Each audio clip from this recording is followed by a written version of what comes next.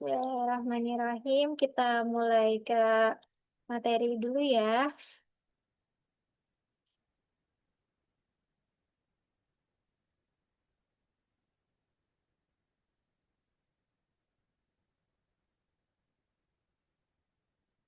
Nah, malam ini kita mau hmm, sama-sama belajar tentang mengembalikan fitrah lidah anak. Jalan lembut menuju pola makan sehat anak.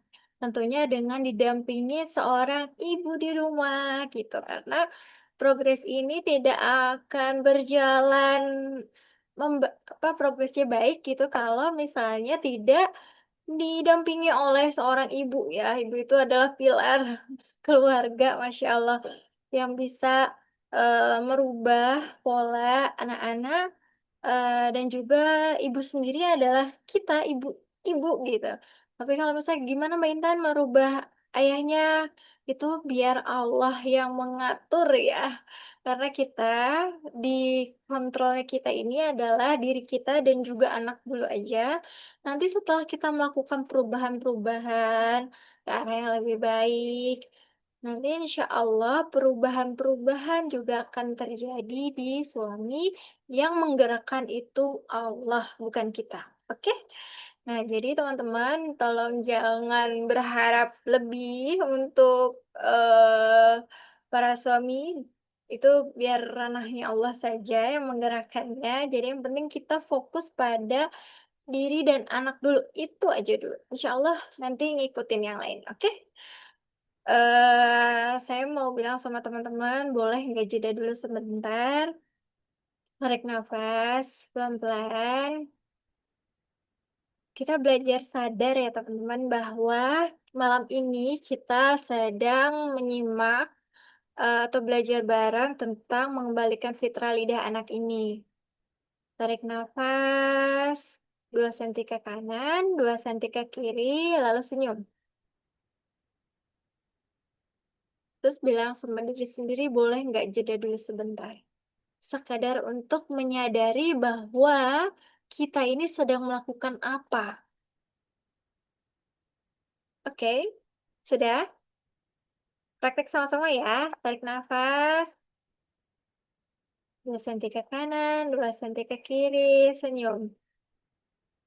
Rasakan bahwa setiap nafas kita itu terasa Allah itu sangat dekat. Cara komunikasi Allah dengan kita tuh lewat nafas, ya kan? Dari nafas inilah kita ngerti bahwa dan bisa rasain banget Allah itu dekat, sedekat ular urat leher kita, gitu, ya kan?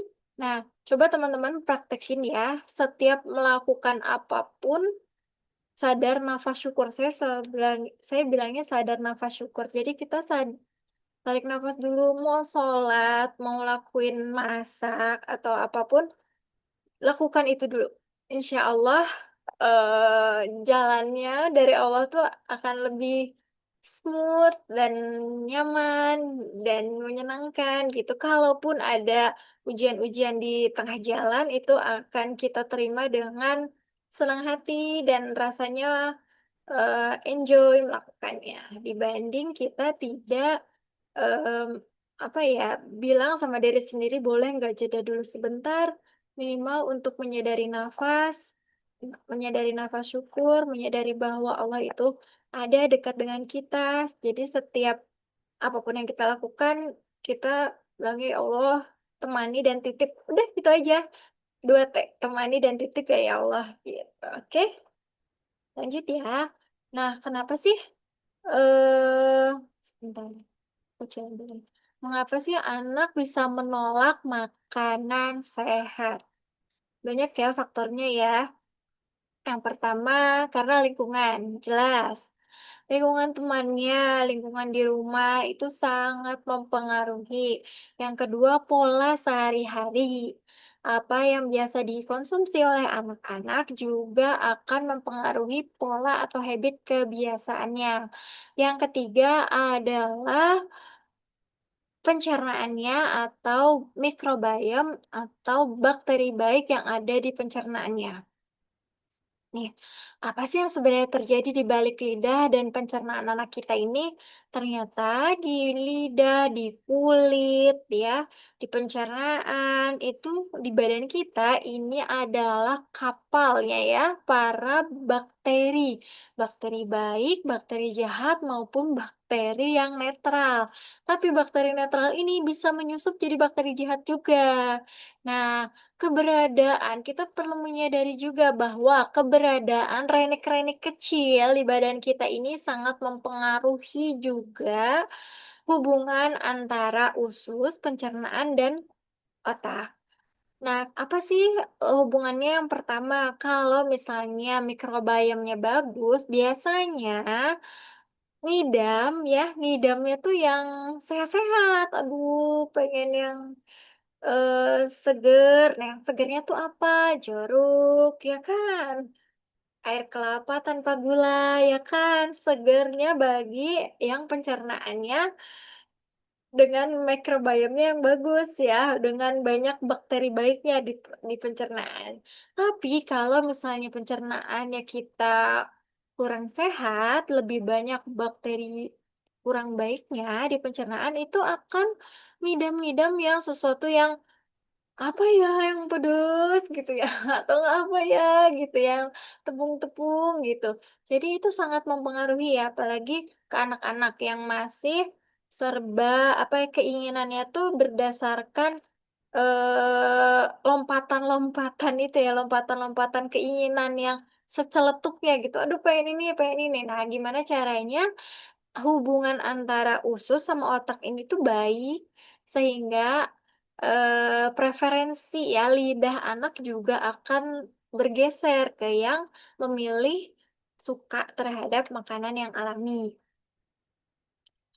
Terus aku mau liatin dulu video ya, nanti ini cuplikan aja sih, nanti saya share link-nya, teman-teman bisa lihat, yang versi full-nya ya.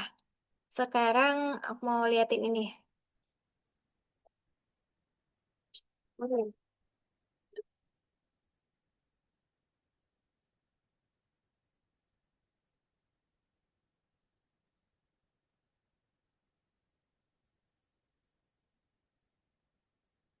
Manusia adalah makhluk yang berpikir. Sewaktu kita belajar, jalan-jalan, milih film buat ditonton, sampai diskusi sama orang, dan bahkan dalam tiap detik di hari kita, pikiran kita tuh ibarat pabrik yang nggak pernah berhenti bekerja.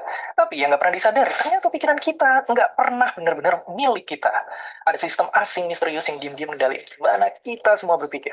Mereka bisa bikin kita ngerasa sedih, senang, marah, kecewa, bahkan sampai spesifik bikin kita ngidam sama makanan tertentu. Pertanyaan tentu aja, bagaimana mungkin? Siapakah sosok asing ini sebenarnya?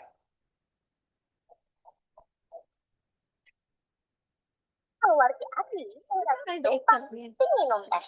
Iya teh, susu. Iya teh, di samping susu Persian Flake. Itu 100. Ya. Jauh di dalam perut kita, di usus yang suhunya stabil dan hangat, para mikroba usus menetap. Ya, mereka lah sistem asing yang tanpa sadar bisa ngendaliin pikiran kita. Tapi sebelum kita bahas gimana nya, penting buat kita kenalan dulu sama kehidupan unik yang ada di sini. Populasi bakteri di usus jauh lebih padat dari populasi manusia di bumi. Ada triliunan bakteri per milimeter bagian usus. Menariknya, para bakteri di sini ibarat membentuk tiga kerajaan super kecil. Pertama, ada kerajaan bakteri baik, yang selalu kerja banding tulang ngebantu tubuh biar kita lebih sehat. Misalnya dengan ngebantuin usus ngolah makanan yang susah dicerna. Terus geser sedikit, ada juga kerajaan yang suka nyari gara-gara. Ini para bakteri jahat. Mereka lah tersangka utama yang sering bikin kita sakit perut. Kerjaannya bikin peradangan, ngerusak lapisan usus, ngasilin racun, bahkan nyuri nutrisi yang harusnya diserap sama tubuh kita. Dan di sebelah sini, ada juga kerajaan bakteri yang netral-netral saja. Inilah kerajaan dengan penduduk paling banyak. Kalau wilayah usus lagi dikuasain bakteri baik, ya mereka diem aja dan lebih ngebantuin dalam bentuk nyegah bakteri jahat datang dan mengganggu. Tapi kalau ada celah sedikit aja, mereka suka nyuri kesempatan buat ikut-ikutan jadi jahat. Oke, tapi terus gimana kerajaan ini bisa terbentuk? Gimana bakteri bisa hidup dan ngehuni usus kita? Oke. Itu ya previewnya ya. Jadi selaras ya apa yang saya ceritakan. Kalau ini versinya Dokter Zaidul Akbar. Beberapa tahap yang memang saya sudah buat ya. Kalau Anda yang membaca dan beberapa survei-survei sederhana Yes, saya, ya. kalau ibu-ibu baca, itu termasuk juga ada sempat saya bikin postingan tentang eh, Siapakah dari ibu-ibu yang berhasil dengan izin Allah hamil dengan apa-apa yang saya sampaikan di sini itu sekitar 2-3 bulan yang lalu itu ada sekitar 5.700 komen. Itu banyak ya dari Oke. mereka. Itu eh, review sedikit, nanti linknya saya share ya di itu mana sih, di WA Mbak Erin. Oke, nanti bisa ditonton kedua sumber tersebut. Jadinya eh pekerjaan kita itu banyak ternyata ibu-ibu, sampai bakteri baik di pencernaan anak aja. Kita yang bekerja juga gitu, berperan penting gitu ya. Jadi, tapi tenang, kita ngerjainnya bareng-bareng. Dan ini bukan pekerjaan sehari dua hari ya. Jadi bakteri baik ini seperti halnya kita berkebun. Berkebun di taman. Tamannya tapi di dalam perut gitu. Di dalam perut kita, di dalam perut anak. Jadi ini adalah proses panjang, tapi kita lakukan dengan langkah kecil-kecil asal konsisten. Makanya kita perlu bareng-bareng ngelakuin ini. Gak bisa kalau sendirian bisa, tapi ya gitu kan, nanti lupa, nanti nggak dulu deh, libur dulu katanya gitu ya. Jadi kenapa kita ini lagi membangun taman kebun di pencernaan anak? Caranya bagaimana? Makanya kita ada program ini gitu kan. Jadi kita sama-sama untuk bareng-bareng ya menjadikan kelas anak ini sebagai pemantik aja, sebagai trigger. Jadi pas kelas anaknya ini sebagai trigger bahwa mereka merasa, oh iya, saya ini eh, sadar ya bahwa makanan sehat ini penting, sepenting itu gitu kan. Ditambah lagi, nah ibu, dukungan ibu yang penuh ini di rumah untuk me, memfollow up-nya ya kan. Makanya kita ada pendampingannya 3 bulan. Kenapa 3 bulan? Ya karena butuh waktu yang langkah-langkah kecil itu yang perlu kita lakukan ya. Baik, kita menyadari fitrah alami, lidah anak, dan kesehatan pencernaan. Ini yang pertama. Lidah anak diciptakan Allah dalam keadaan fitrah, peka, dan terbuka terhadap rasa alami. Misalnya wortel tuh, rasa wortel tuh manis loh. Tapi karena deburan makanan enak yang manisnya dibuat kebangetan, yang rasa enaknya dibuat kebangetan, kebangetannya pakai apa? Gulanya, gula yang non alami. Dan juga pewarnanya, pewarna non alami. Enaknya dibuat kebangetan itu pakai apa? Rasa aditif ya, itu zat sintetis yang bikin ketagihan gitu. Jadi rasanya tuh pengen lagi gitu, dan rasanya wah enak banget gitu ya. Padahal standar lidah kita tuh cukup bisa ya menikmati rasa enak dari wortel mentah misalnya ya. Karena wortel tuh manis loh sebenarnya itu. Tapi karena deburan makanan dan minuman enak, jadi levelnya tuh naik. Lidah tuh jadi level standar nih ya. Standar lidah itu jadi kayak pengennya yang standarnya tuh yang ada MSG-nya atau yang pakai zat aditif tadi. Soalnya kalau yang biasa, yang alami aja, rasanya nggak enak jadinya itu kan yang permasalahannya. Kenapa rata-rata menolak makanan sehat katanya nggak enak, hambar. Padahal bukan salah makanan sehatnya, tapi lidahnya yang perlu dilatih, dididik lidahnya juga agar bisa kembali ke fitrahnya ya. Nah, lidah ini tuh biasanya karena makanan ultra proses tadi ya, yang banyak zat-zat tambahan yang dibikin lebay gitu rasanya ya. Terus gula berlebih. Atau juga bisa karena ekspektasi atau tekanan kita saat makan. Ayo habisin nggak? Kalau nggak dihabisin, nggak dikasih ini gitu ya. Gitu ya. Dan tahu Bu bahwa rasa dan kesehatan anak ternyata sangat erat kaitannya dengan mikrobiom atau bakteri baik yang hidup di lidah, di mulut, di saluran pencernaan, ya. Ketika mikrobiom terganggu, maka rasa jadi tidak seimbang. Anak bisa picky eater, pilih-pilih makanan, katanya nggak enak masakan ibu karena beda dari masakan beli. Mudah sembelit, sering tantrum saat makan, muncul alergi ringan, tidur-tidur yang kebangun terus juga itu juga dipengaruhi mikrobiom di pencernaan lidah dan mulut anak. Nah, PR kita besar ya, Ibu ya. Bu ya, PR kita banyak nih ya, tapi tenang, kita bersama-sama ingat, kita bersama-sama nih. Si mikrobiom ini eh di ditumbuhkan dengan makanan alami ya.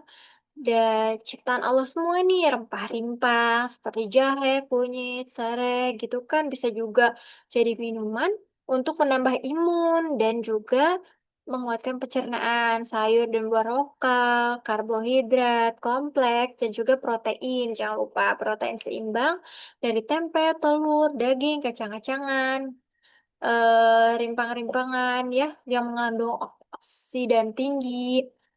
Dan ibu-ibu ya, kalau saya sih kan belajar herbal itu dengan saintifik ya, jadinya dari jurnal-jurnal gitu, itu sangat mempengaruhi apabila rimpang atau rempah dengan bakteri baik itu akan memudahkan zat-zat yang ada di rempah-rimpang itu jadinya mudah terpecah sehingga mudah terserap oleh usus kita, oleh tubuh kita. Sebetulnya kan usus kita kan mengekstrak makanan itu dan yang diambil tuh saripatinya gitu kan.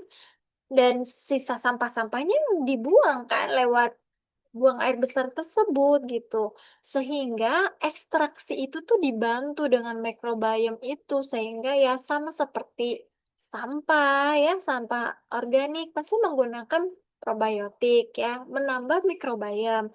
Juga di sorghum, mungkin ibu-ibu di sini ada yang produksi produksi sorghum.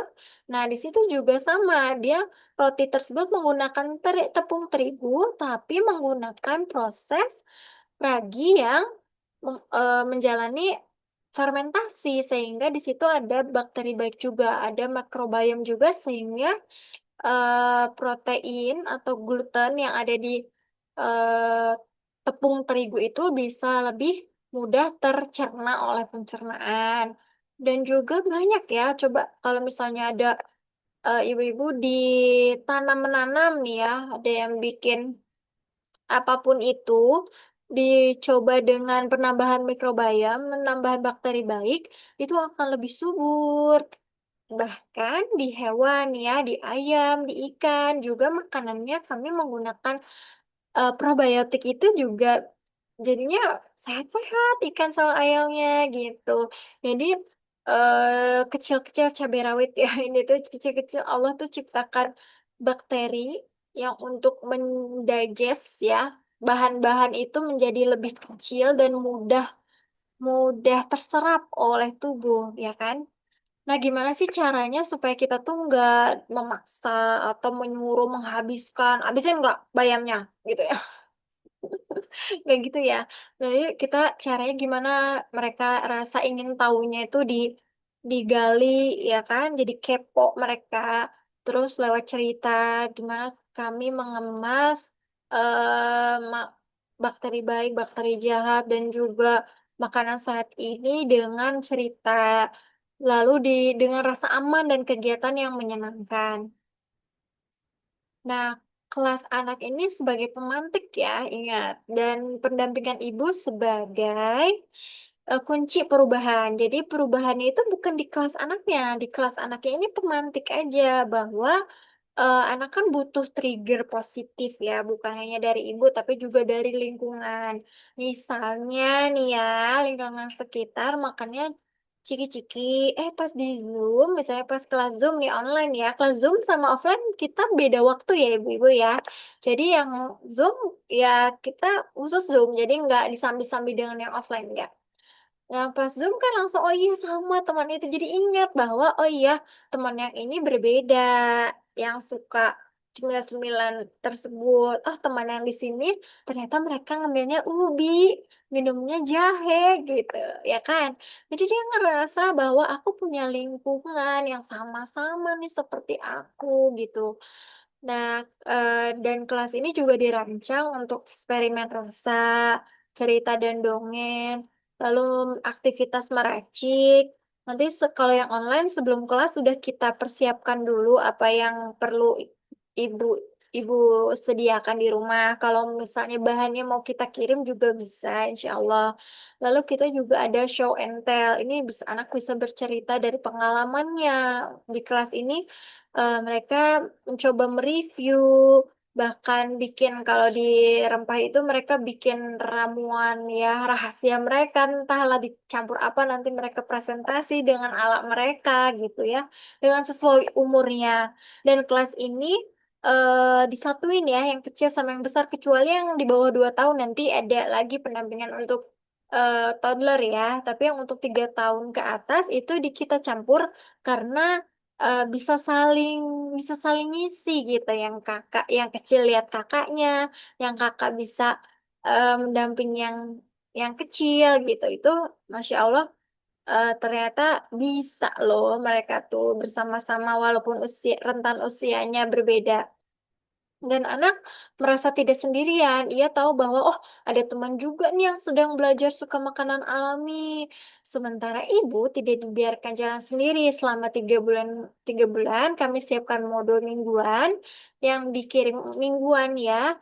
Misalnya tantangan ringan tiap minggu, template meal plan, panduan pengenalan rasa, konsultasi berkala, dan checklist dan to-do list. Ini bukan kelas 1 kali, tapi proses transformasi yang bertahap, lembut, dan bisa dijalani bersama. Dan checklist sama to-do list-nya tuh tidak bersifat memaksa ya ibu-ibu ya. Jadi kami kirim mau dijalani ya monggo, enggak juga enggak apa-apa. Dan itu misalnya belum sempat ya bisa bisa nanti nanti juga bisa gitu dikerjainnya. Jadi jangan merasa bahwa wah dipaksa gitu ya, dipaksa banget nih. Tapi kalau mau memaksa diri sendiri, monggo gitu ya. Memang kita harus memaksa diri kita sendiri untuk berjuang, memperjuangkan ini semua gitu ya. Nah, kelas anak ini biasanya feedbacknya itu positif ya. Kami sudah mencoba offline, mencoba makanan baru dengan senang hati, misalnya minum teh rempah tanpa drama. Biasanya anak tuh nggak enak gitu ya, tapi diminum juga, habis juga, biasa aja, tapi excited juga gitu. Bicara sendiri soal bakteri baik di perut mereka gitu ya, bisa bedain mana jahe, mana kunyit, ya kan? Itu aja kan mirip-mirip semua tuh. Nah, mereka bisa merasakan sendiri, bahkan cium aromanya sendiri gitu kan. Dari indranya mereka ini, panca inderanya mereka ini praktek langsung. Kita aja udah mau nikah kali ya, baru belajar ya kan, mana kencur, mana jahe, mana kunyit. Suka ketukar-tukar ya, Masya Allah. Tapi anak-anak perlu kita sounding ya untuk bisa membedakan, karena gempuran penyakit, bakteri dan virus saat ini kan juga banyak ya. Jadi kita memang perlu untuk membiasakan lidah mereka untuk makan yang pahit, jamu pahit. Itu tuh memang perlu sampai ke arah sana, karena saat tubuh butuh itu jadi udah nggak susah lagi masukinnya gitu. Butuh butuh sesuatu ya. Gitu ya. Jadi paket kelas ini ada paket kelas reguler, akses kelas modul, ada paket eksplorasi dengan kiriman kit. Jadi kitnya itu misalnya rempahnya itu dikirim ke rumah, atau bisa ada paket 2 anak, misalnya adik kakak nih mau 2 anak sekaligus, ada harga promo atau enggak. Terus juga ada paket offline, ini kuotanya terbatas dan hanya di Semarang aja. Kalau misalnya yang luar kota, monggo, misalnya teman-teman eh bikin apa namanya, kumpulin kita sama-sama teman-teman di kota yang sama, ya insya Allah bisa, bahkan mungkin teman-teman sendiri yang akan ngisi bisa juga loh, ya kan? Jadi Yuk semangat kita nyalakan lilin-lilin kecil ini untuk bisa bermanfaat di sekitar kita. Tapi ingat, perubahannya dengan langkah kecil dimulai dengan diri kita sendiri, anak, tetangga, lingkungan besar lagi, dan insya Allah sedunia ya kan.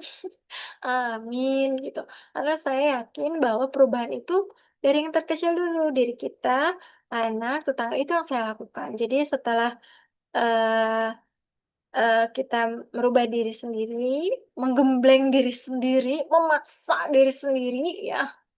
Tapi paksaan itu tuh lahirnya dari dalam, sehingga kita tidak tidak merasa tertekan atau tidak merasa nelongso gitu ya, karena apa ya, spiritnya tuh dari dalam diri kita sendiri ya kan.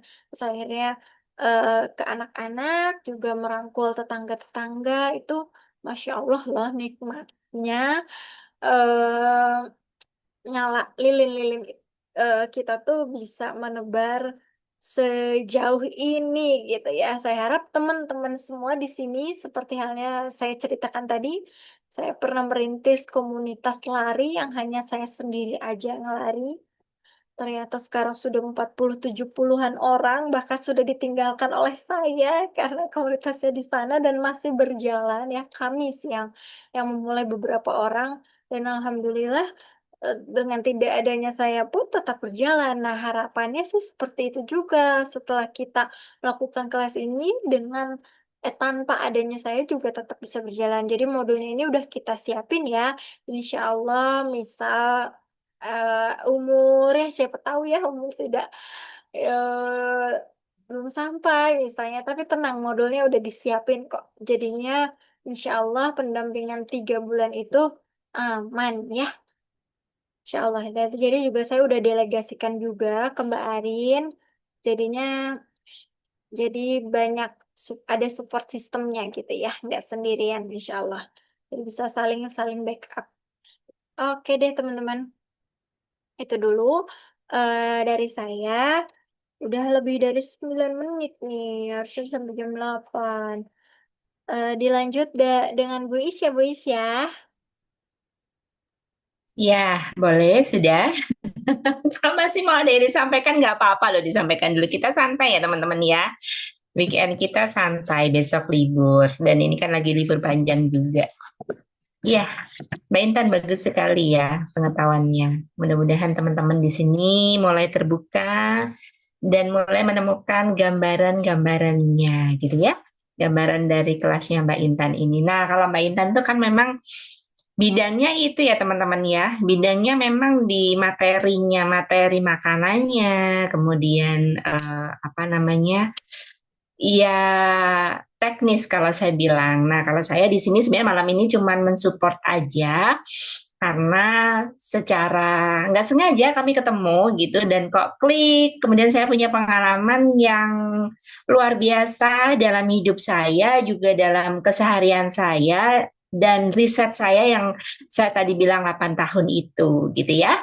Jadi kembali lagi kepada makanan sehat yang dipresentasikan Mbak Intan itu memang benar adanya ya. Kalau kita, Mbak Intan, nanti saya bisa dibantu slide saya ya untuk ini. Jadi kalau saya itu punya, saya langsung pada praktisi di lapangan ya teman-teman ya, hasil. Jadi saya itu punya gambaran hasil dari materi atau teori yang tadi diberikan oleh Mbak Intan. Jadi saya benar-benar menyaksikan, saya benar-benar membuktikan, dan saya benar-benar punya catatannya gitu ya.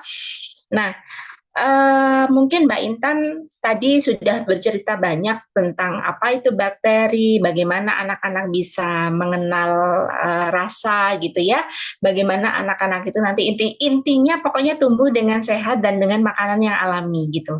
Nah, memang setahu saya teman-teman, makanan yang alami itu apalagi yang berasal dari tumbuhan yang liar, dalam arti mereka bertahan hidupnya itu benar-benar dengan survive tumbuhannya ya, kayak menuju sinar matahari, kemudian akarnya mencari air di dalam tanah itu sampai ini ya, kalau di dunia tumbuhannya itu mereka sampai benar-benar apa namanya, masuk ke dalam. Nah, itu biasanya kalau masuk ke dalam tubuh, bukan biasanya ya, di Malaysia banyak penelitian jurnal tentang ini.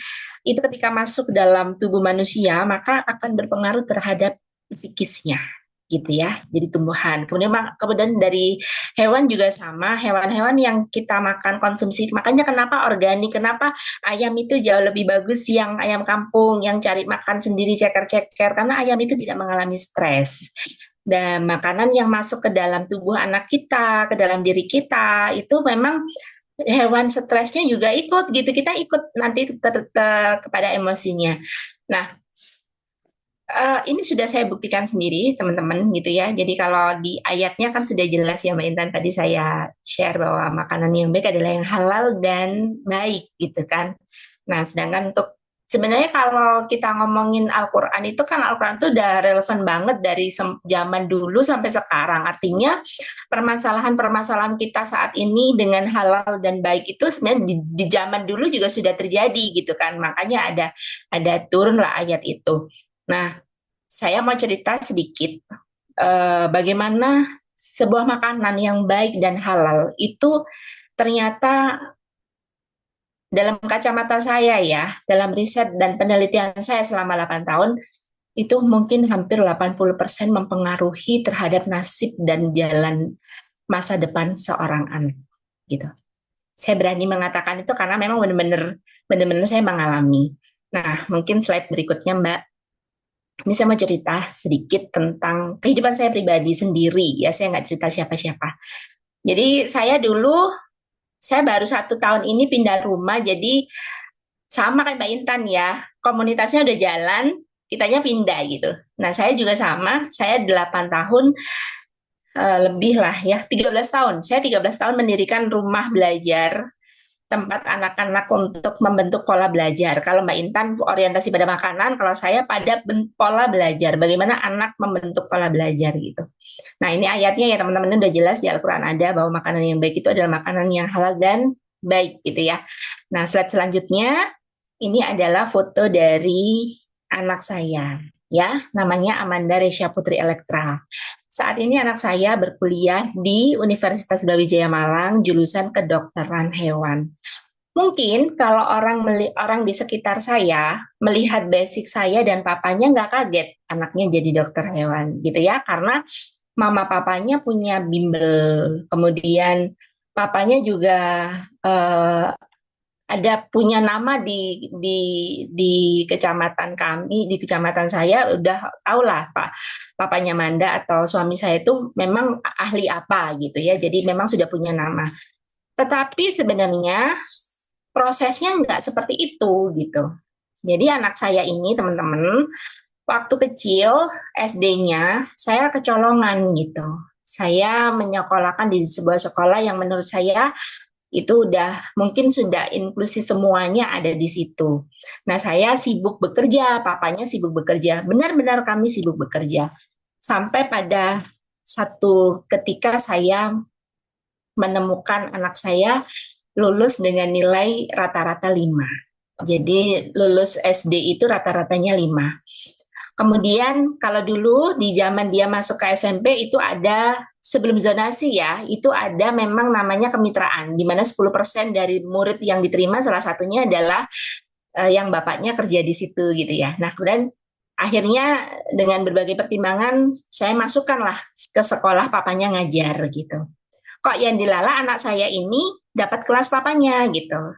Nah, disitulah saya tahu teman-teman ternyata anak saya ini nggak bisa baca, nggak bisa tulis, nggak bisa berhitung, artinya tidak lancar.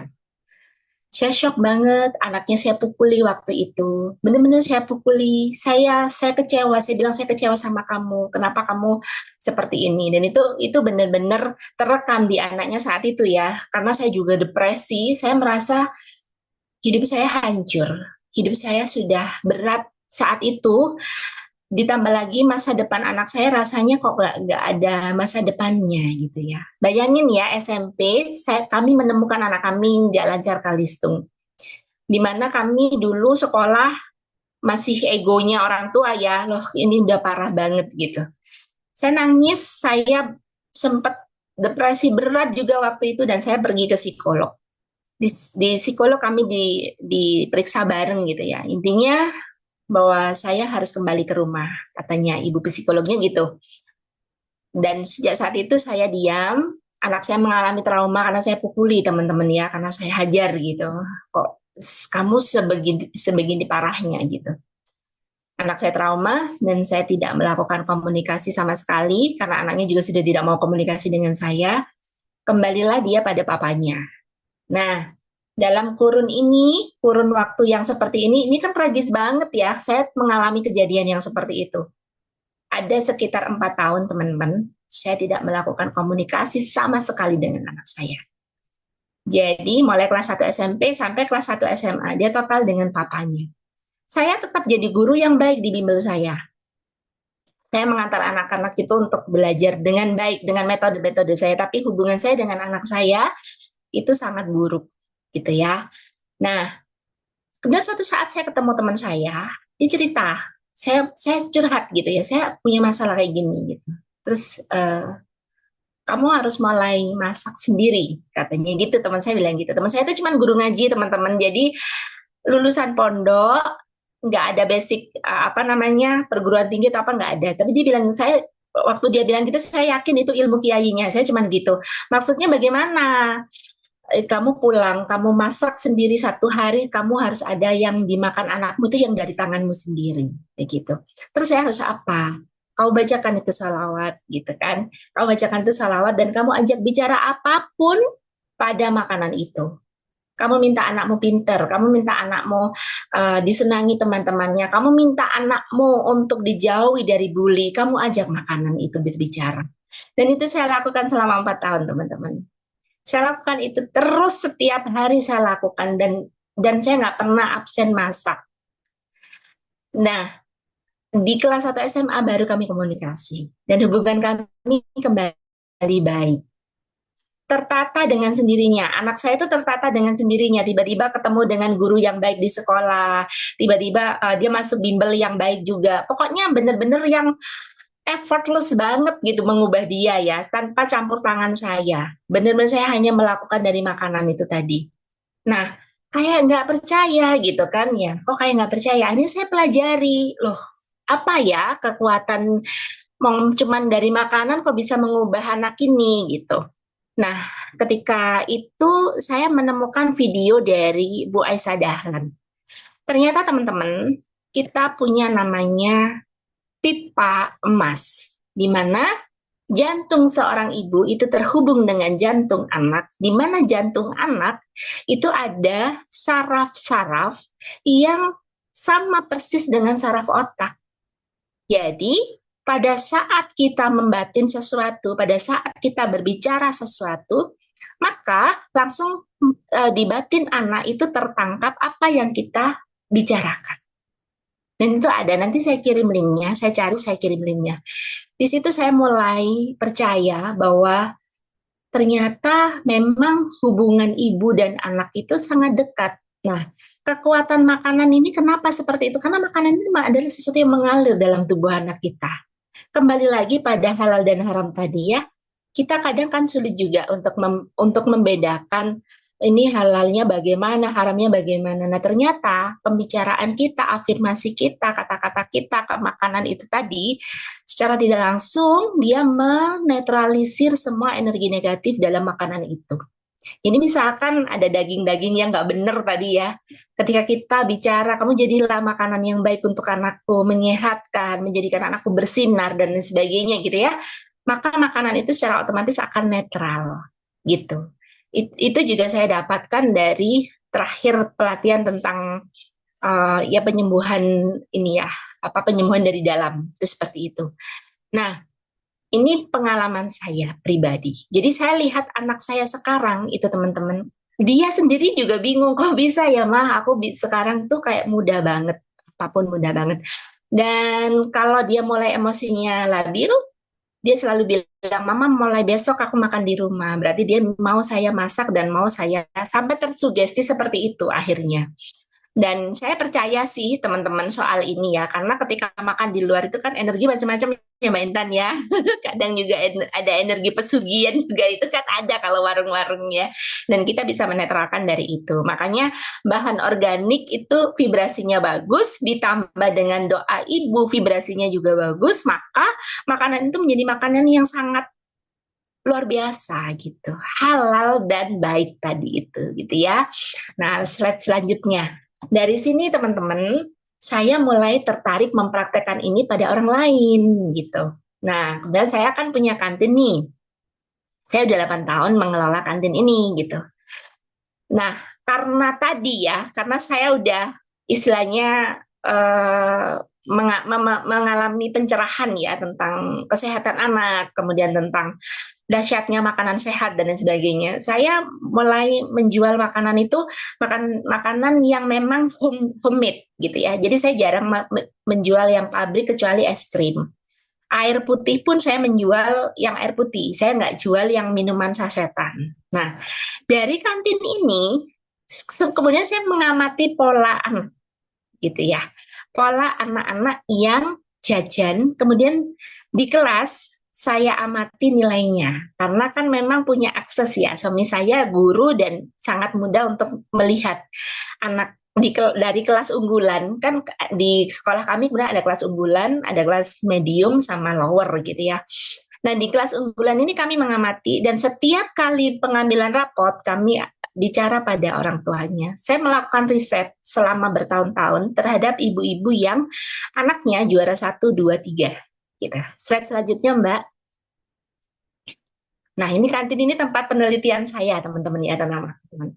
Nah, ternyata rahasia anak berhasil masuk kelas unggulan itu tidak lepas dari ikhtiar ibunya gitu ya. Jadi ibunya selalu punya, kalau kita mungkin dengan bahasa jalur langit gitu ya Mbak Intan ya, Mbak Sarah tadi, teman-teman semua mungkin bilangnya jalur langit, tapi jalur langit ini setiap orang macam-macam.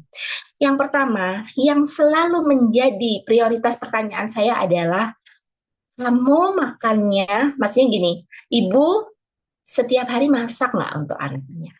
Dan sebagian besar mereka mengatakan, saya sempatkan masak untuk anak saya. Gitu ya. Saya nggak tahu apakah ibunya pada saat masak itu melakukan sama seperti saya, afirmasi dan lain sebagainya, saya nggak tahu. Tapi yang jelas memang sending love atau bentuk pencurahan kasih sayang dan keikhlasan itu kan memang ada pada saat memasak ya teman-teman ya. Masak itu kan nggak mudah gitu ya. Maksudnya bisa juga capek gitu loh. Tapi seorang ibu itu kalau udah komitmen anak saya nggak, pokoknya harus makan masakan saya. Ternyata mereka yang juara 1, 2, 3 itu dalam satu hari pasti makan masakan ibunya. Kemudian yang kedua adalah cermin semesta ya. Jadi cermin semesta itu adalah si ibu ini terus melakukan pengembalian pada dirinya gitu. Jadi kalau saya sepakat tadi Mbak Intan kalau mengatakan kita nggak perlu dulu ngerubah suami gitu. Yang penting kita dulu yang dirubah gitu. Jadi kita dulu yang berubah, kita mencintai diri kita ikhlas dulu. Kalau anak kita nakal, ya kita nggak buru-buru nyalain temannya, misalkan gitu ya. Misalnya anaknya lagi ada masalah sama temannya, nggak buru-buru seperti itu. Itu terus dilakukan oleh seorang ibu. Itu cermin semesta. Jadi mereka menganggap apa yang muncul dari anaknya itu adalah kesalahan mereka. Gitu. Jadi nggak gampang ngebelain anaknya Mbak Intan. Mungkin Mbak Intan banyak menemukan ya orang tua itu ketika anaknya dapat masalah di sekolah, datang ngelabrak gurunya, ngelabrak ini. Tapi anak-anak yang juara 1, 2, 3 itu orang tuanya hampir tidak pernah melakukan yang hal-hal semacam itu. Mereka selalu introspeksi pada dirinya. Nah, yang ketiga adalah memaksimalkan pipa emas jantung ibu dan anak yang saya seperti tadi ya. Ya, kalau yang saya tanyakan sih di mereka itu selalu ini apa namanya punya ikhtiar misalkan seperti Mbak aku ngirim Al-Fatihah ke anakku misalnya itu. Misalkan melihat anak-anak yang nakal atau anak-anak yang berbuat nggak baik langsung dia doain anaknya. Itu dia berarti menguatkan pipa jantungnya tadi itu. Nah yang terakhir terjaganya sensitif lidah pada bahan makanan yang baik. Jadi anak-anak ini ya, secara tidak langsung yang saya tahu lidahnya itu memang tidak bisa menerima bahan-bahan yang tidak alami. Contoh, sama-sama beli teh manis.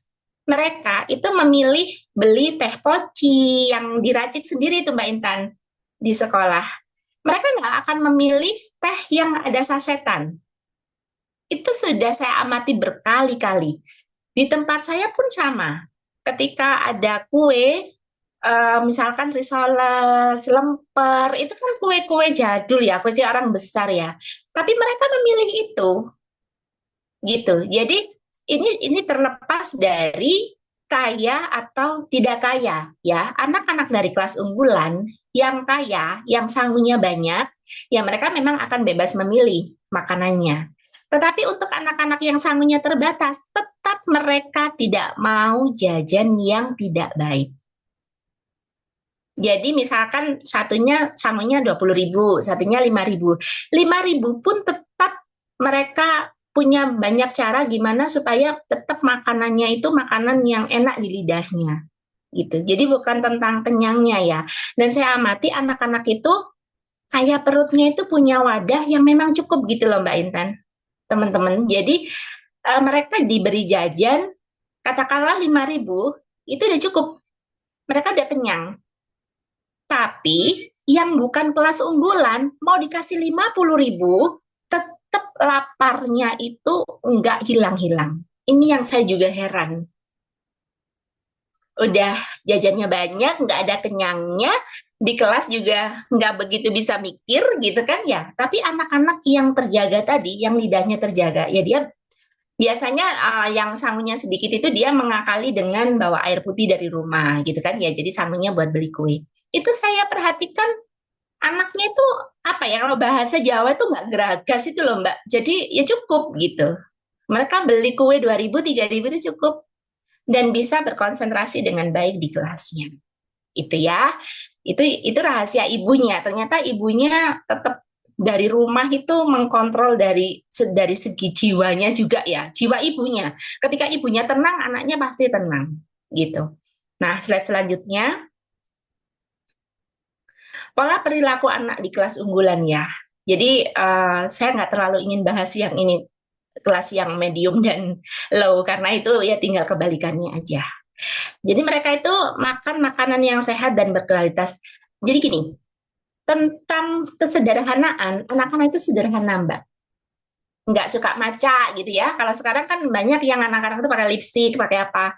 Kalau anak-anak di kelas unggulan nggak suka seperti itu. Tapi kalau makanan mereka milih. Kalau nggak enak, ya nggak enak. Jadi bukan asal kenyang. Nah, kita banyak persepsi gini, udah bawa makanan di sekolah pasti habis. Anak-anak itu dimakan bareng-bareng pasti habis. Tapi kalau anak kelas unggulan, kalau nggak enak, ya nggak enak. Nggak mau. Lidahnya nggak mau. Nggak enak itu apa sih? Bukan tentang rasa yang bagaimana gitu ya, tapi kayak banyak micinnya, seperti banyak apa bahan-bahan yang bisa bikin batuk, itu mereka nggak mau. Jadi mereka benar-benar punya standar rasa yang nomor 2 itu ya. Standarnya mereka, jajannya mereka yang rasanya kayak apa itu gimana, mereka punya. Es krim, kebanyakan mereka suka yang berbahan susu, anak-anak itu. Pasti harganya mahal juga kan kalau yang berbahan susu. Jadi punya standar rasanya bagaimana itu punya. Beli teh juga gitu, tadi saya sudah cerita, kalau yang sasetan mungkin 1.000 udah dapet ya, kalau yang teh poci atau apa itu kan 3.000 sampai 5.000, ya dia mending beli yang 5.000 gitu. Jadi bener-bener lidahnya nggak bisa dibohongi, kalau nggak enak gitu. Nah, kemudian dia punya perilaku, saya belum pernah menemukan anak di kelas unggulan itu sambil jalan. 8 tahun ya, 8 tahun saya mengelola kantin, hampir tidak ada anak makan sambil jalan. Kalaupun terpaksa, itu nyeruput minumannya untuk ini aja, melepas dahaga. Setelah itu mereka akan balik ke kelas dan makan di kelas. Itu perilakunya. Beda dengan anak-anak yang bukan dari kelas unggulan. Mereka makannya udah langsung dibuka gitu. Kemudian anak kelas unggulan itu tidak mau bergantian alat makan. Jadi misalkan ada sedotan gitu ya. Kalau minta temannya, setahu saya dia minta sedotan baru. Jadi minumnya berdua. Jadi sangat bener-bener higienis, kemudian bener-bener kebersihannya mereka udah perhatikan banget gitu. Ini kan juga kalau saya pikir dengan teorinya Mbak Intan tadi kan dalam memperkenalkan makanan-makanan sehat otomatis kebersihannya juga diperhatikan kan. Jadi anak-anak ini saya rasa dari rumah juga sudah punya kebiasaan memperhatikan itu. Itu beda Mbak kalau yang anak-anak yang dari kelas-kelas yang biasa itu minum-minum aja gitu. Kadang malah direbut gitu punya temannya gitu. Kemudian memiliki attitude yang baik itu ya itu nggak mau minta kalau nggak dikasih. Kemudian bayarnya juga bener gitu ya, nggak nyuri di kantin gitu. Itu juga saya rasa dari makanan yang baik, dari doa ibu yang baik itu mempengaruhi perilaku anak di luar gitu kan. Terus porsi makan secukupnya tadi ya, jadi yang kayak kenyang terus gitu. Kemudian sangat mudah dikendalikan gitu. Jadi dari makanannya udah kelihatan, perilakunya juga apa namanya juga kelihatan dan udah gampang banget kalau udah seperti ini. Saya rasa penciptaan pada cita-citanya seperti apapun akan mudah dicapai gitu. Jadi udah kompleks ya, dimulai dari makanannya organik, bersih, ditambahin ada ibu-ibu yang iya, kita harus dari semua jalur ya kalau mau ngantar anak kita pada kesuksesan itu. Jadi jalur spiritualnya juga harus dikencengin. Jadi saya udah membuktikan 4 tahun saya tidak berkomunikasi dengan anak saya, tetapi alhamdulillah semuanya membaik dan nggak ada masa depan yang suram ya selama kita mau mengubah apa yang memang harus diubah dan itu harus dari diri kita sendiri, nggak boleh mengubah yang lain dulu gitu loh. Itu kalau kalau kasus saya tadi Mbak Intan dengan kondisi seperti itu saya pukuli anak saya itu kan namanya saya pengennya mengubah anak saya gitu tapi ternyata kan yang terjadi malah ada trauma dalam anak saya sehingga nggak mau bicara sama saya malah runyam gitu tapi begitu saya mengubah diri saya sendiri semua dengan sangat mudah berubah. Tuh, itu aja tambahan dari saya. Jadi bersyukur teman-teman malam ini ada informasi tentang makanan sehat ini. Referensi untuk spiritual yang dari vibrasi makanan kalau mau cari memang sumber-sumber jurnal di Malaysia Mbak Intan yang banyak gitu. Karena di sana 60% ya. 60% obat, kemudian penyembuhannya itu memang sudah melibatkan makanan organik. Boleh dibuka-buka lah nanti. Itu aja dari saya. Terima kasih banyak. Semangat ya buat ibu-ibu yang malam ini hadir. Saya doakan anak-anak nanti tumbuh kembangnya baik, tercapai cita-cita dan membawa kebahagiaan untuk semuanya. Terima kasih. Assalamualaikum warahmatullahi wabarakatuh. Waalaikumsalam warahmatullahi wabarakatuh. Ya, Masya Allah, tabarakallah, jazakallah khair, Bu Is ya, sharingnya sangat tercerahkan ya teman-teman ya, dan bikin semangat semangat masak ya Mbak Mega, ayo. Atau Mbak Mega, apalagi saya ini nggak bisa masak Bu, jadi effort sekali buat masak. Masya Nanti kalau ada sending love ya, Mbak Intan mungkin juga sudah tahu apa sih sending love itu. Kekuatan cinta itu bisa mengubah kita menjadi apapun loh teman-teman ya. Jangankan cuma masak. Anak saya yang nggak bisa kalistung sekarang bisa di sekolah kedokteran hewan jalur tes. Saya nggak habis banyak. Jadi jangan takut ya. Ini ibu-ibu yang sekarang malam ini hadir, sekolah dokter itu nggak mahal, sungguh nggak mahal. Yang mahal yang mungkin jalur-jalur mandiri ya, dan itu permintaan sendiri aja gitu, permintaan orang tua. Kadang orang tua itu memang bangga gitu, apa ngeluarin uang banyak biar bisa cerita ini loh aku ngeluarin sekian, tapi setelah saya masuk sendiri ternyata nggak mahal gitu. Jadi sekolah saya hanya bayar UKT aja. Ya, Allah. jadi kalau anak saya yang kalistumnya nggak lancar aja bisa sekarang sekolah kedokteran hewan. Nah, kalau cuma sekedar masak kan pasti jauh lebih mudah. Apalagi kalau masak kemudian dimakan, anaknya bilang, waduh mama enak gitu. Apalagi kalau udah kayak saya ya, Udah, mama aku stres, tolong mama mulai besok masak. Itu udah nggak ada namanya nggak bisa Mbak. Happy aja gitu. Alhamdulillah.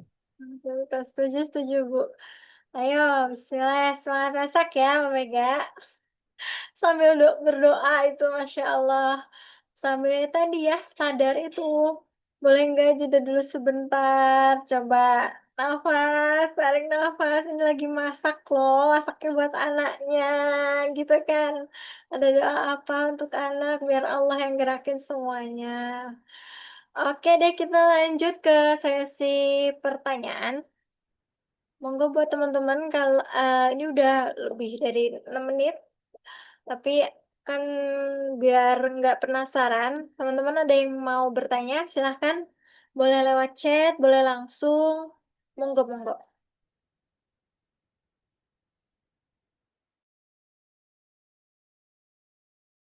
Iya, itu teman saya Bu Jamil, Masya Allah menginspirasi sekali Mbak Yus. Iya Bu Jamil, jadi nggak apa-apa saya jawab sedikit ya Mbak Intan. Jadi ibu-ibu yang bekerja itu nggak perlu takut sebenarnya. Karena sibuk, kemudian nggak sempat iniin anak. Pokoknya kekuatan pipa emas itu luar biasa Bu Jamil. Itu bener-bener saya tuh sampai sampai hubungan anak saya dengan cowoknya, saya ini kok nggak ini ya. Itu tinggal telepati itu aja ibu itu, sungguh tinggal aduh ya Allah terus anaknya diajak bicara kamu yang sadar ya kamu yang sadar itu dari hati dari batin jadi benar-benar kamu yang sadar ya nak ya kamu lihat kejelekan anak ini. Kamu harus buka mata batin kamu jadi kekuatan saya menulis itu Bu Jamil. Nah ini kan saya lama mbak nggak ketemu sama Bu Jamil ini teman saya nulis jadi saya punya 2 buku Bu Jamil itu buku yang saya tulis sebagai bentuk penciptaan saya menamakan itu penciptaan jadi buku itu adalah buku doa. Bagaimana ketika saya harus menahan emosi saya, kemudian menciptakan bagaimana hubungan saya dengan anak saya ini biar bagus ke depannya. Itu saya tulis, Bu. Dan ternyata benar, scribe writing itu kekuatannya luar biasa. Meskipun cuma kayak puisi, puisi kayak estetika aja gitu. Tapi di situ ketika kita tuliskan doa di situ, harapan di situ, itu kena, Bu. Tulisan, apalagi sampai kita baca, itu udah langsung kena. Jadi sampai sampai anak saya kuliah seperti ini, Bu Jamil, saya itu udah nggak pernah nasehatin yang aneh-aneh. Jadi saya cuman batin, nanti dia dapatnya dari orang lain. Yang nasehatin tuh neneknya, yang nasehatin gurunya gitu. Kalau mamanya, papanya, kita berhadapan dengan logikanya. Gitu.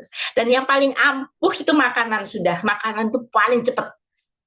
Ini saya praktekkan di 40 murid saya yang di kelas ya, Mbak Intan ya. Jadi resep ini juga saya turunkan kepada wali wali murid yang ada di bimbel saya.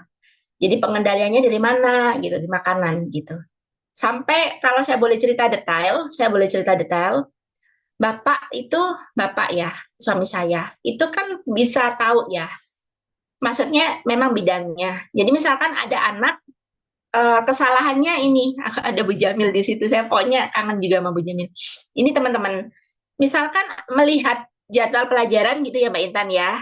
Kemudian ketika melihat buku, anak ini terputus informasinya sehingga dia sering kelupaan bawa buku. Pelajarannya bagus, kemudian tugasnya nggak dikerjakan, anaknya nggak pernah bikin salah apa-apa, tapi kesalahannya pelanggarannya tuh mesti lupa bawa buku gitu.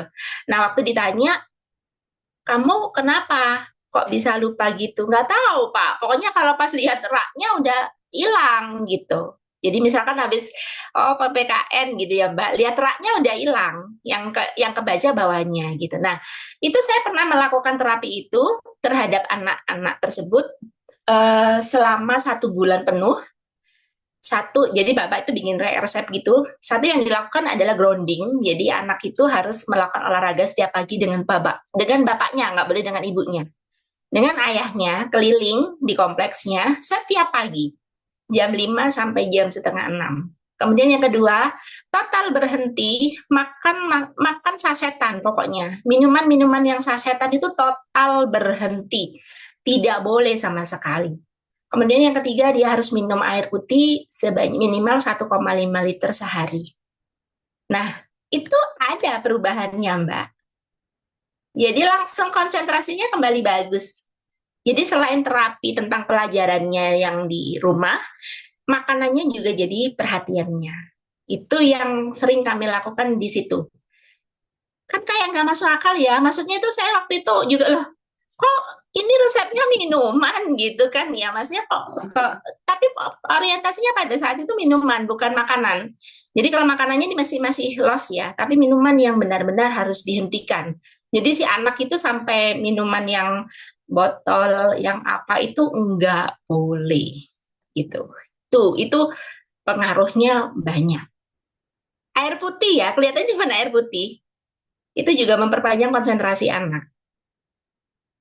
Di murid saya itu kelihatan, Mbak, kalau udah lehernya hitam, gitu ya, lehernya hitam, berarti dia sudah kekurangan air putih. Itu ngantuk terus kalau pelajaran. Jadi kalau les kayak apa. Nah kalau ngantuk kan nggak bisa konsentrasi. Itu saya amati betul itu di sekolah nggak boleh minum yang manis-manis. Gitu. Jadi dari hasil riset yang 40 ini kan yang anak laki, maksudnya yang ibunya lengkap waktu itu cuma 3. Jadi dari 40 siswa itu, yang ibunya harmonis, keluarga cemara itu cuma 3. Yang 37 itu adalah anak-anak broken.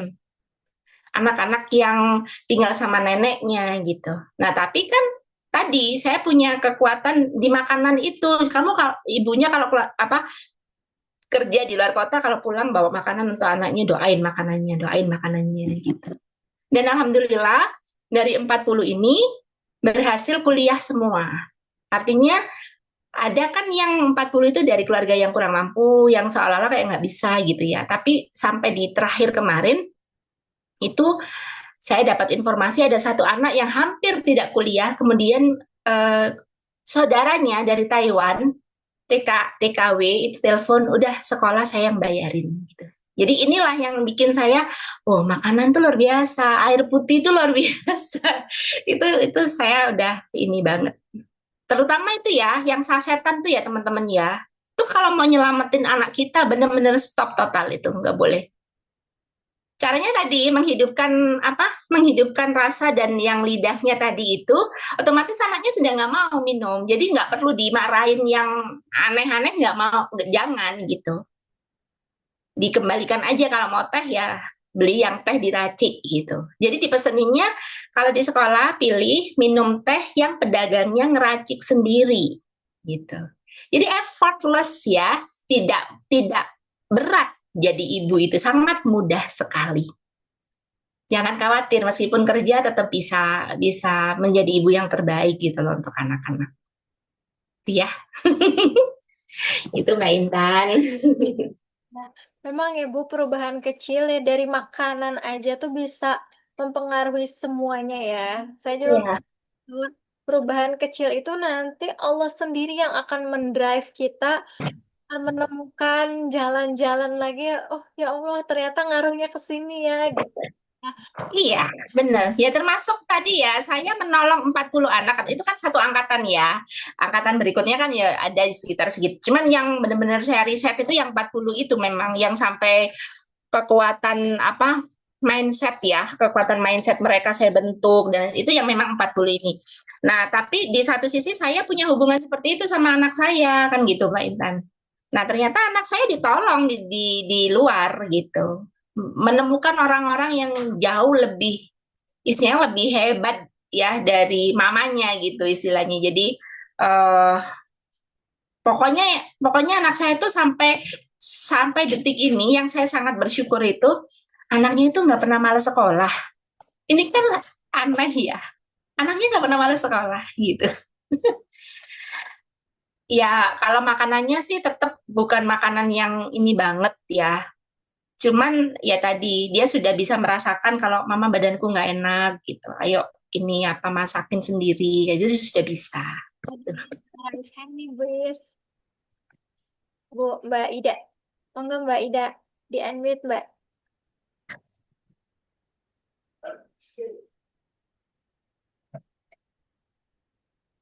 Baik, terima kasih Bu Iis, Mbak Intan. Nggih.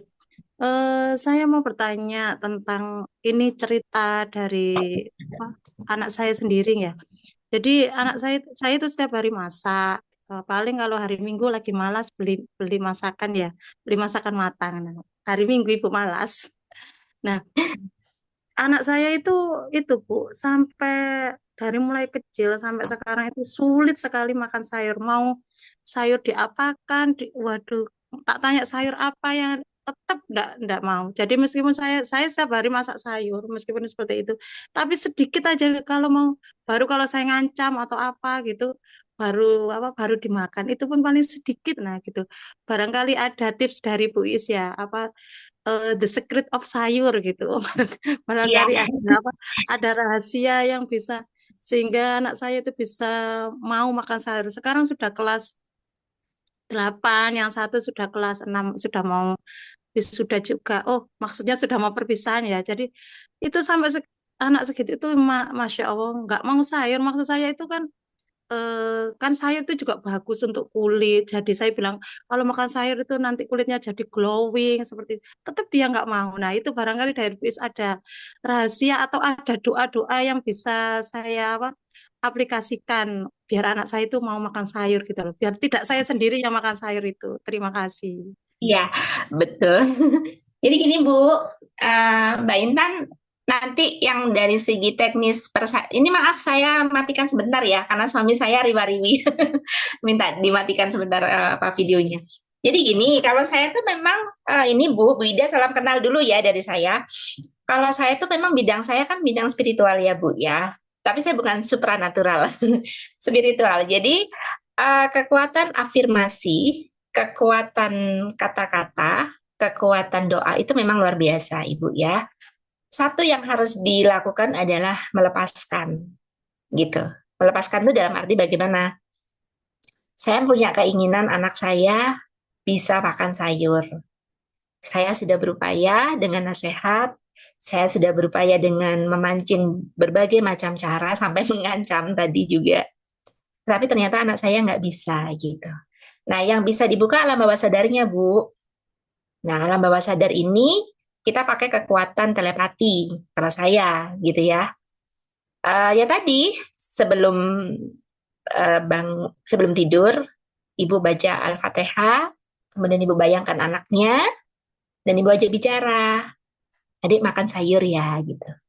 Itu terus Bu, dicoba sampai berhasil. Setiap orang beda hasilnya. Ada yang bisa langsung, ada yang 1 minggu, ada yang 1 bulan, ada yang pada saat ibu sudah nggak melakukan itu baru terjadi. Gitu, diserahkan lagi sama Allah. Tapi kalau setahu saya, anak saya dari yang rewel makan menjadi nggak rewel makan itu saya juga nggak tahu prosesnya gimana. Tapi yang jelas saya pernah melakukan itu. Jadi kayak misalkan tiba-tiba dia WA, aku makan sayur gitu. Itu memang akan terjadi nanti. Baru sending love itu juga penting Bu. Jadi berbicara dari telepati itu kan berbicara dari hati ke hati dengan rasa cinta yang sangat besar. Jadi dilepas keinginannya, artinya keinginannya itu dilepas itu dalam arti gini Bu. Aku sudah berkeinginan, saya udah pengen, sudah saya langitkan, sudah saya doakan dan sekarang sudah terserah Allah kapan mau membuka anak saya terserah gitu. Nah nanti mungkin ibu jalannya ya Bu ya jalannya tiba-tiba anak ibu ketemu seperti Mbak Intan gitu ya yang ternyata kata-katanya Mbak Intan itu nanti lebih masuk daripada kata-katanya ibu. Bisa jadi anak itu nanti tiba-tiba di sekolah bareng-bareng nggak sengaja dia makan sayur dan dia merasa loh ternyata sayur itu enak gitu. Nanti jalannya itu ada 1.000 Bu. Yang penting ibu sudah barcode. Kalau bahasa saya itu barcode ya. Barcode kepada Allah, barcode kepada semesta bahwa ya Allah saya ingin anak saya ini makan sayur biar sehat gitu. Tolong bantu saya.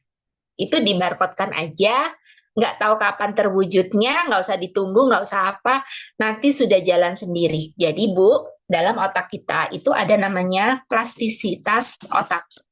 Plastisitas otak ini adalah kemampuan otak untuk mencari solusi, untuk mencari penyelesaian dari segala macam masalah yang kita hadapi. Jadi misalkan dalam konteks masalahnya Bu Ida ini ya, Plastisitas otak itu bekerjanya bagaimana gitu. Ketika ibu misalkan gregeten gitu ya sama anaknya, ya Allah kamu tuh kok nggak mau makan sayur sih gitu. Dia akan mengingatkan dengan sendirinya, ayo ayo ayo turun turun turun turun, emosinya turun turun gitu. Kamu harus tenang, kembali doakan anakmu. Itu plastisitas. Yang bekerjanya itu dengan sendirinya. Misalkan mulai lagi nih, lihat anak kita apa makan sayur gitu. Seneng kan, Bu? Nah, euforia kita bawa ke apa nih? Biar lebih lebih lagi nikmatnya ditambah. Kita bawa ke rasa syukur. Itu plastisitas yang bekerja. Nah, plastisitas itu dari mana cara merangsangnya? Dari pendengaran, dari penglihatan, dan dari ucapan. Jadi kalau ibu lihat anak makan sayur, kok doyan, kemudian ibu kan melihat itu, wah ibu ikut seneng dan membayangkan itu adalah anaknya ibu. Nah, maka itu sama dengan memberi nutrisi pada otak plastisitas tadi. Kemudian mendengar, ada cerita tetangga, oh anakku tuh kalau aku masak sayur selalu dihabiskan. Ibu jangan iri, ibu jangan jangan ngerasa kalau anakku kok nggak mau ya, jangan gitu. Masya Allah, seandainya itu anakku ya senang aku doakan ya anakku juga seperti itu. Nah itu berarti sudah suara dan pendengaran. Nah itu yang menutrisi, itu yang mengaktifkan otak plastisitas kita. Gitu Bu. Nah disitulah keajaiban-keajaiban akan terjadi. Jadi bukan mengubah anaknya ya Bu ya, bukan mengubah anaknya, tapi ibu mengaktifkan kembali otak plastisitas ibu. Itu kuncinya di situ. Ya kita kembali ke Al-Quran Bu, kalau bersyukur pasti ditambah nikmatnya, kalau orang lain bahagia berarti kita juga akan bahagia. Itu ilmu-ilmu yang seperti itu yang harus diperdalam. Makanya dalam mengubah apapun, mengubah kehidupan kita, itu ada 4 pilar yang harus kita bangun. Yang pertama adalah mindset. Mindset tentang sayur. Ibu sudah bagus tentang sayur dan ibu udah percaya anaknya suatu saat akan makan sayur. Yang kedua, heart. Heart itu hati. Hati salah satunya adalah bahagia melihat anak orang makan sayur. Bahagia melihat sayur-sayuran. Kemudian sudah mulai peduli dengan sayur-sayuran. Peduli itu dalam arti gini, Bu. Mulai menanam sayur, merawat sayur, kemudian ya kita sayanglah sama sayur. Itu heart berarti. Nah, ketiga spiritual. Spiritual apa? Spiritual tadi kita bawa dalam doa, kita bawa dalam telepati kita dengan anak kita, itu spiritual. Health ketika ibu sudah memakan sayur itu untuk badan ibu sendiri, maka ibu akan sehat. Nah, 4 pilar ini ibu nanti yang akan mengubah semuanya, insya Allah ya, atas izin Allah. Dari sini ada yang Bu Ida, ada yang belum dipahami? Terima kasih Bu Is. Waduh, Masya Allah. Jadi bisa mengena kemana-mana ya. Jadi tidak hanya Iya, sayur, tapi apa yang jadi keinginan kita itu bisa kita lakukan apapun. lewat telepati tadi. Betul, apapun Bu, kekayaan. Tapi basicnya tadi 4 ya Bu, sehat. Sehat otomatis makanan harus sehat. Jadi kelasnya Mbak Intan ini masuk. Harus jadi prioritas juga gitu. Kemana-mana Bu sudah. Nggak hanya sayur, pelajaran, ikut tes. Ya, Ibu kalau anaknya betul. ujian, di anaknya ujian 1 bulan Bu ya. 1 bulan anak kita, ini resep saya ya. Mbak Intan boleh ya saya cerita ya. Anak kita mau ujian, 1 bulan itu Bu, itu masak kita sendiri loh Bu. Satu itu, jangan sampai dibelikan di luar. Masak kita sendiri. Kemudian jangan sampai dikumpulkan dengan teman-temannya dulu. 1 bulan aja. Ciptakan suasana yang sangat bahagia. Kemudian waktu anaknya ujian, ibu bapak harus tenang. Tidak boleh berpikiran apa-apa, harus bisa memasukkan ruh kita ke dalam ruh anak. Jadi seolah-olah kita juga mengerjakan ujian itu. Saya mengalami keajaiban ini juga di murid saya dan anak saya, Bu. Jadi anak saya itu kurangnya di bahasa Inggris. Bahasa Inggrisnya nilainya selalu sekitar 200 gitu. Nah, waktu ujian dia dapat nilai bahasa Inggrisnya itu 500. Itu kan keajaiban gitu, karena kita udah berbulan-bulan dia nggak bisa naik dari nilai 200. Dan itu ada Bu, keajaiban itu. Nilainya jadi 500. Nah, waktu masuk jadi mahasiswa, dia kembali ke kemampuan asalnya, yaitu 200 poin. Tapi Masya Allah, luar biasanya Bu, Di tahun di mana anak saya masuk perguruan tinggi itu, kok satu angkatan tuh juga nggak bisa bahasa Inggris gitu loh. Ini kan Allah yang ngatur semua, gitu. Jadi menarik, percaya pada keajaiban, pasti keajaiban itu datang. Yakin pada doa kita, pasti Allah akan mengabulkan. Itu. Tapi balik lagi, makanan itu yang paling utama ya Bu ya. Udah Ibu, pokoknya makan sayur aja sebanyak-banyaknya, nanti anak-anak itu ikut sendiri kok. Terima kasih Bu Is. Oke. Mbak Intan mungkin mau menambahkan. Udah cukup banget, Bu. Udah turah-turah. Istilahnya udah banyak dari Bu Is. Ya, Alhamdulillah kalau saya pribadi sih sudah membersamai ya, Bu ya. Ada adik ipar, itu memang tinggal di rumah. Ketemu besar ya sama saya gitu kan. Qadarullah dititipin di sini, kuliah di sini di Semarang. Jadi kan saya punya anak gadis nih. Ternyata anak gadisnya nggak suka makan sayur gitu. Ada daun bawang di sayur di nasi goreng aja tuh dipinggirin gitu. Wortel pun nggak mau gitu. Semua nggak mau ya. Alhamdulillah kami bersamai ya. Masya Allah memang itu ya, saya juga dari hati juga gitu kan. Poin-poin yang Bu Iis sampaikan tuh ternyata saya lakukan juga gitu. Dengan saya tidak tahu teori dan namanya, tapi qadarullah Allah menggerakkan saya melakukan itu. Dan alhamdulillah di sini bisa makan salad bahkan, minum jus sayur, minum rempah, pokoknya semua dilahap sampai sekarang. Tadinya haidnya tuh sakit kalau setiap mau haid katanya waktu awal-awal gitu, mas sekarang aku nggak lagi itu kan enakan, lalu itu mulai ketagihan terus pokoknya dia masya Allah. Alhamdulillah perubahan-perubahan itu terjadi di adik ipar, di yang anak-anak juga. Hah? Saya Bu, Bu Satenya nggak dibakar satenya. Bakar. Bu Jamila silakan Bu. Gimana? Ada pertanyaan lagi? Iya, pokoknya ini kan Dan Raisen Bu frekuensi Jamila. bahagia itu bisa mengubah banyak hal, Bu Ida. Jadi Bu Ida udah nggak usah gemes lagi kalau anaknya nggak mau makan sayur, ya udah sabar dulu gitu. Yang penting udah barcode tadi. Bismillah ya Allah bantu saya gitu. Ya Mbak Intan gitu ya.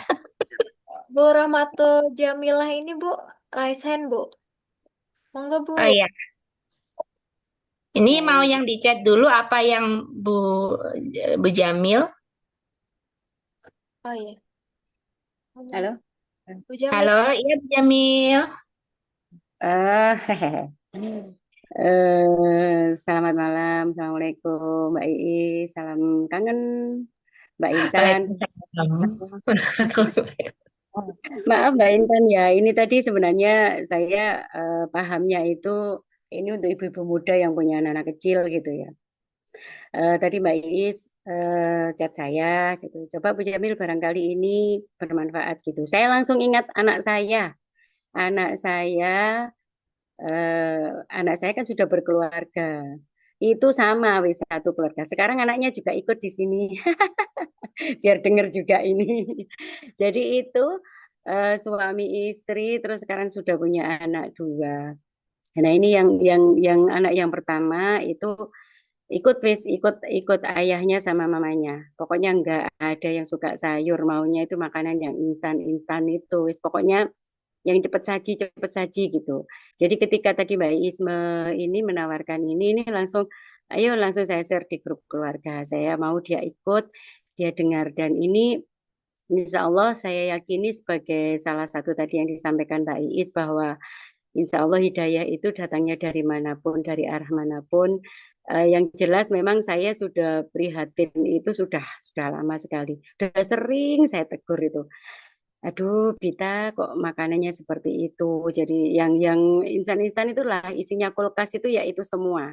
Jadi memang maunya yang cepet-cepet gitu, yang cepet kemudian yang apa sih rasanya itu. Akhirnya suaminya itu kalau makan sayur ada berambang itu loh, berambang pre, berambang apa berambang hijau itu loh, di bakso atau apa itu, dipinggirin sampai yang hijau-hijau itu. Jadi tidak ada. Ini kok ya setel semua. Itu terus sekarang punya anak bayi usianya mau 7 bulan. Nah ini wis lek gak iso anu iki aku ae sing ngekei makmu saya sampai bilang gitu. Jadi ini yang disampaikan Mbak I semuanya mudah-mudahan itu yang perlu saya garis bawahi di sini bahwa permasalahan makan sayur itu tidak hanya anak kecil ternyata. Orang-orang yang sudah dewasa, yang sudah berlabel ibu pun itu juga punya masalah di sana. Nah, kalau yang ibu punya masalah di sana, bagaimana bisa merubah anak, bisa merubah suami? Ya, ya itulah jadinya usaha tetap lahir batin ya Mbak ya, yang yang lahir mungkin mudah-mudahan dia mau ikut kelasnya Mbak Intan. Kemudian yang batin mungkin saya juga terinspirasi tadi dari Mbak Is, ya sudahlah saya sebagai orang tua. Ini saya sudah bercucu Mbak Intan. Jadi sebenarnya materi ini bukan hanya untuk ibu muda, jadi nenek-nenek yang juga prihatin sama cucu-cucunya itu juga perlu sebenarnya. Jadi kayak ini saya ya maunya yang jalur jalur langit aja wis. Untuk yang jalur itu kan otomatis untuk dapur gitu kan saya juga tidak bisa intervensi. Tapi ketika saya tengok, saya lihat gitu, waduh udah makan apa tadi? Cucu ke rumah, ayo ayo makan sama ini. Enggak, aku udah maem. Tapi maemnya itu ya itu itulah Mbak. Nah itu, ini mudah-mudahan harapan saya, ini anak saya juga ada di sini juga dengar, mudah-mudahan hidayah itu datang, itu yang apa, eh, yang apa ya, yang saya harapkan. Kemudian yang mengenai sambungan hati itu anak saya juga yang nomor 3 kan masih kuliah. Nah itu juga sama, ketika dia pulang malam dari mengerjakan tugas dari apa terus isinya kan saya selalu khawatir, selalu was-was gitu. Dia juga jadi nggak tenang, malah kuliahnya berantakan. Tapi ketika saya berikan kepercayaan penuh, kemudian saya tidak lupa mendoakan dia, saya pantau, ya alhamdulillah dia sendiri juga tenang. Jadi yang disampaikan Mbak Iis tadi itu sepakat saya. Itu aja ya yang saya sampaikan, mudah-mudahan juga bisa menambah wawasan. Di sini saya mewakili para para orang tua, para nenek-nenek yang mendukung sekali eh, hal seperti ini. Itu aja Mbak Iis, Mbak Intan, terima kasih saya sudah diberi kesempatan untuk berbicara. Assalamualaikum warahmatullahi wabarakatuh. Waalaikumsalam warahmatullahi wabarakatuh. Matur nuwun Ibu. Jazakallah khair. Alhamdulillah. Iya, saya mau menjawab sebentar ya, nggak apa-apa ya. Jadi gini Bu Jamil sudah jadi sahabat saya udah lama, sudah tahu saya dulu seperti apa, sekarang bagaimana. Mungkin sekarang yang nggak Bu Jamil nggak tahu ya. Maksudnya udah agak lama nggak ngikutin. Jadi memang semua harus belajar yang namanya melepaskan itu semua Bu dulu. Jadi oke, secara teori sayur memang bagus, tapi kita tidak bisa mengendalikan siapapun. Kenapa anak-anak itu sampai besar bermasalah seperti itu? Yang tahu Bu Jamil sendiri, yang tahu Bu Jamil sendiri. Dulu pada saat anak-anak itu kecil, hamilnya bagaimana, itu Bu Jamil yang tahu sendiri, dan yang bisa mencari akar masalahnya juga Bu Jamil sendiri. Karena saya nggak ada dalam peristiwa itu ya.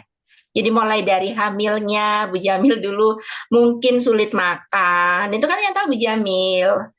Kemudian waktu anak-anak itu lahir, Bu Jamil itu lagi sekolah lagi atau bagaimana kesibukannya seperti apa.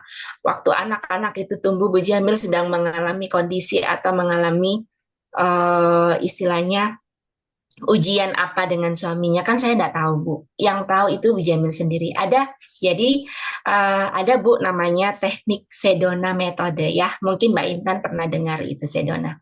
Sedona itu adalah cara kita untuk melepaskan semua jenis emosi, kekhawatiran, marah, sakit hati. Nah, biasanya kalau sudah terlatih melakukan itu Bu, Ibu akan seperti diputarkan film. Misalkan nih ya, kayak lihat anak-anak cucunya Bu Jamil tadi, oh ya makan, aku udah makan bakso gitu kan, Bu Jamil terus celekit gitu ya, kesel, kesel sama mamanya misalkan, kesel sama menantunya misalkan. Oh ngarek kok dikei makan bakso tok, kapan makan sayur? Itu kan mangkel ya Bu ya, itu disadari Bu. Perasaan mangkel itu disadari, diizinkan itu untuk keluar, diizinkan itu untuk naik ke permukaan, itu nanti akan men-trigger masalah-masalah yang ada dalam kehidupannya Bu Jamil. Jadi kesel anak nggak makan bakso, gara-gara nggak makan sayur, itu kan kesel Bu. Ternyata kita mengalami kesel itu macam-macam Bu Jamil. Ada kesel itu yang dada kita kayak diteken gitu ya.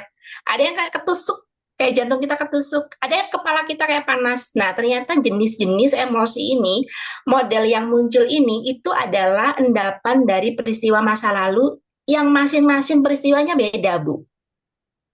Jadi bukan anaknya yang salah, bukan menantunya atau cucunya yang salah, enggak.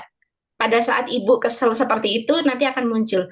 Biasanya nggak ada hubungannya, Bu. Saya kok keselnya gara-gara makan bakso. Nah, ibu diputarkan film. Film di mana ibu dihianati oleh teman kerjanya.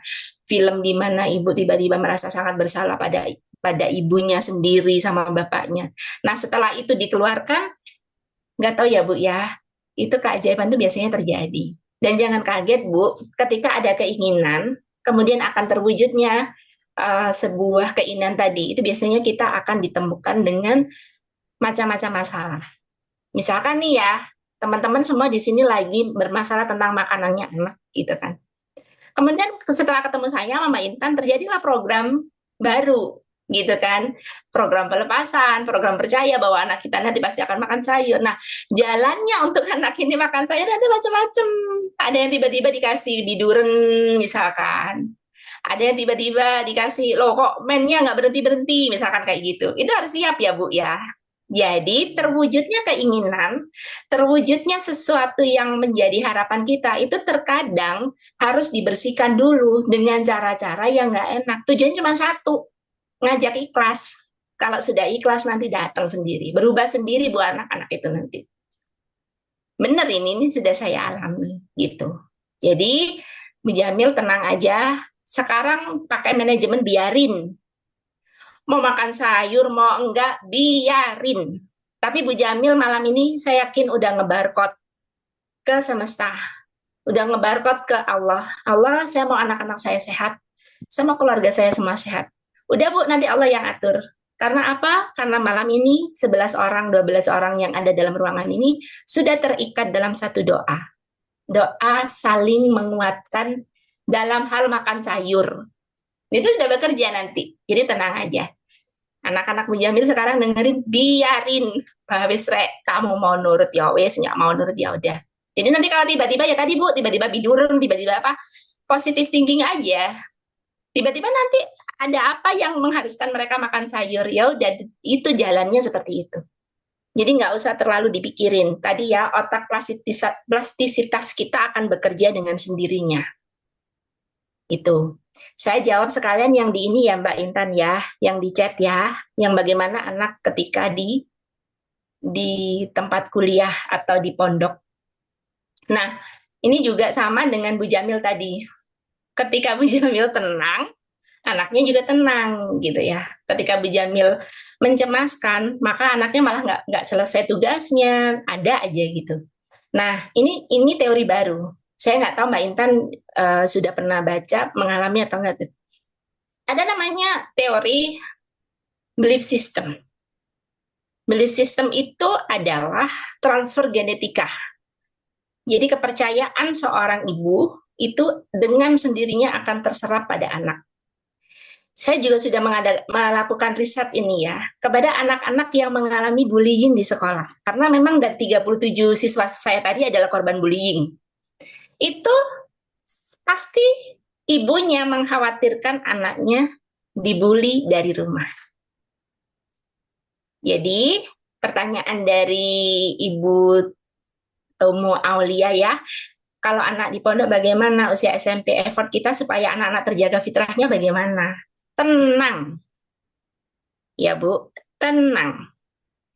Jadi ibu di rumah makan sayur, bayangkan anaknya juga bisa makan sayur di sana. ketika pikiran jelek datang, langsung stop, sadari bahwa itu pikiran jelek, kemudian bilang Bu ke pikirannya, udah ya, kamu berhenti, jangan lagi lama-lama dia ada di pikiranku gitu. Al-Fatihah sekuatnya sampai benar-benar tenang. Itu kalau anak di pondok seperti itu. Jadi belief system itu kepercayaan yang terus melekat pada anak. Seperti saya, kejadian saya tuh bisnis belasan tahun selalu gagal, Mbak. Ternyata ketika saya sudah mendalami ilmu-ilmu ini, ketahuan bahwa mama papa saya memang nggak mau, saya nggak seneng lihat anaknya bisnis. Begitu saya datengin, saya minta maaf, saya jelaskan bahwa bisa nggak bisa saya harus jadi pengusaha. Tolong ya percaya bahwa saya nggak akan mengalami apa-apa. Itu keajaiban rezeki saya tiba-tiba melejit gitu. Jadi ya balik lagi, makanya kalau masih ada orang tua, alhamdulillah ya kita minta doa, minta apa itu beneran. Karena itu ngikut itu belief system itu. Bu Jamil, Bu Umu Aulia, ada yang ingin ditanyakan? Dengan konsep ketika anak di luar ya, ketika anak di luar kota itu bagaimana? Sudah, Mbak, cukup. Hati-hati Bu, belief system. Ya. Iya, ternyata ujung-ujungnya nggak mengubah siapa-siapa kok Bu Jamil, ujung-ujungnya mengubah saya, mengubah diri kita sendiri. Kalau saya sekarang udah dengan kondisi suami, udah bukan tentang sembuh dan sakitnya udah enggak, tapi tentang ternyata dengan apapun kita happy dan bisa menjalani dengan baik gitu. Iya, iya Mbak, betul sekali. Alhamdulillah. Ini kayak selaras Bu sama bahasan saya yang minggu kemarin kan. Sempat minggu kemarin sama Bu Iis, terus saya coba dulu deh sendiri gitu. Tentang fitrah organik ibu memang. Dan saya share juga tentang melepas emosi dengan aman, campuran hipnoterapis, spiritual emotional freedom sama Sedona method itu Bu. Tapi lewat doa gitu. Jadi kita ada perasaan, kita sadari, terus betul-betul diizinkan hadir. Setelah itu baru dilepaskan. Jadi seperti halnya perasaan itu seperti tamu gitu kan, diterima, silakan masuk, didengarkan. Setelah itu baru diizinkan untuk pulang ke Allah gitu, ke yang menciptakan semua rasa itu. Jadinya kita terciptalah hadirlah rasa tenang itu ya Bu ya. Masya Allah. Ya ya ya. Oke, berarti Pokoknya malam ini saya peluk semua ibu-ibu ya, dan harus diingat betul bahwa ketika ibunya tidak selesai, maka nanti anak-anak itu yang mewarisi apapun yang terjadi pada kita saat ini. Kalau yang terjadi keberlimpahan, kaya, sehat, dan baik, maka anak-anak akan mewarisi itu. Tapi kalau yang diwarisi tadi, ego yang kaku, ingin mengubah banyak hal, pemarah, kemudian itu ya yang diwarisi itu. Nah, masalahnya yang jadi kasihan itu kan ini, mereka anak-anak akan mendapatkan menarik orang-orang yang nyebelinnya itu 10 kali lipat dari yang dialami ibu bapaknya gitu loh. Ini yang harus di ini ya teman-teman ya, ibu-ibu muda. Jadi kalau ibunya tidak selesai, maka anak-anak itu nanti yang akan mewarisi kejadiannya juga loh Bu, mewarisi kejadiannya juga. Jadi kalau nggak bisa maafin ibunya, misalkan habis ditipu orang, nggak bisa maafin nih, ya nanti anaknya itu bisa kedatangan yang nipu-nipu itu berlipat-lipat gitu.